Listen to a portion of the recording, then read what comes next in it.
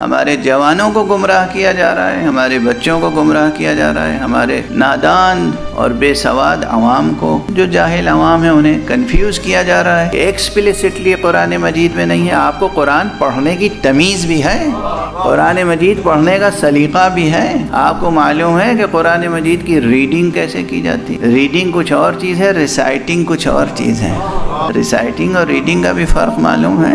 آئیے میں آپ کو بتاتا ہوں کہ کس طریقے سے ریڈنگ ہوتی ہے۔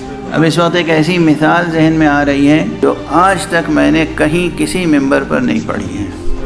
یہ پہلی بار یہ مطلب عرض کر رہا ہوں، حالانکہ مطلب بہت علمی لکھ چکا ہوں، میں پڑھا نہیں ہے ممبر پہ، آج عرض کرنے جا رہا ہوں۔ پہلے بحث کو سمجھیں، پھر مثال پیش کروں گا تو زیادہ روشن ہوگی بات۔ بحث یہی ہے مثلا کہ یہ روزانہ میں 2 شبوں سے آیت پڑھ رہا ہوں آپ کے سامنے، هو الذی ينزل على عبده آیات بینات لیخرجکم من الظلمات الى النور وان اللہ بکم لرؤوف رحیم۔ اس پوری آیت میں علی کا تو نام ہی نہیں ہے کہیں، نہ علی کا نام ہے نہ لفظ ولایت ہے، پھر کیسے آپ فرما رہے ہیں کہ یہ ولایت کے بارے میں؟ اعتراض یہی ہوتا ہے، سمجھ گئے نا؟ اعتراض کرنے والا کیا اعتراض کرتا ہے؟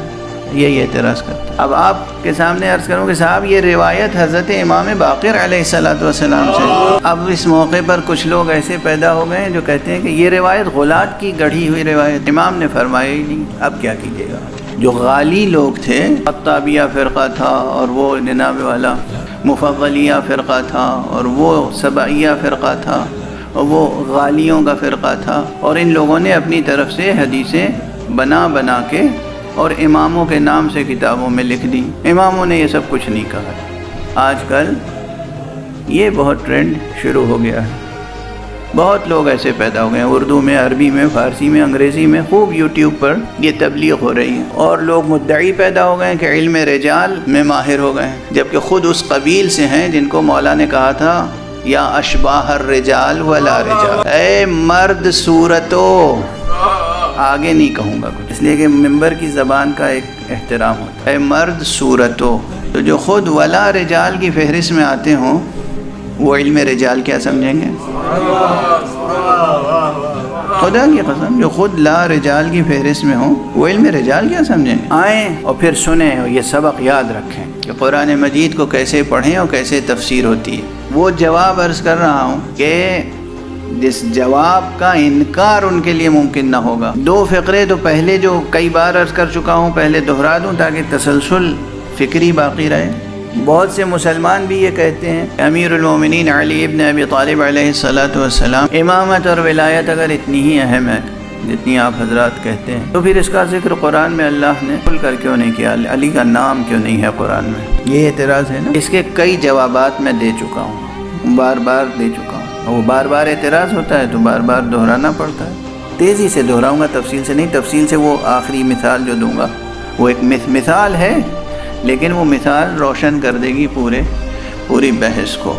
پہلا جواب تو یہ ہے کہ یاد رکھیے، ہمیں حقیقی ایک مثال اور دے دوں۔ آپ کو میرا نام معلوم ہے؟ آپ سب کہیں گے جی، میں کہوں گا نہیں۔ یہ جو روزانہ نام پکارا جاتا ہے عقیل غربی، یہ میرا تخلص ہے، پوئٹک نیم ہے، میرا نام اصلی یہ نہیں۔ پیدائش کے وقت ماں نے ایک الگ نام رکھا تھا، باپ نے ایک الگ نام رکھا تھا، میرے استاد نے مجھے ایک الگ نام دیا تھا، میں نے خود اپنا ایک الگ نام رکھا۔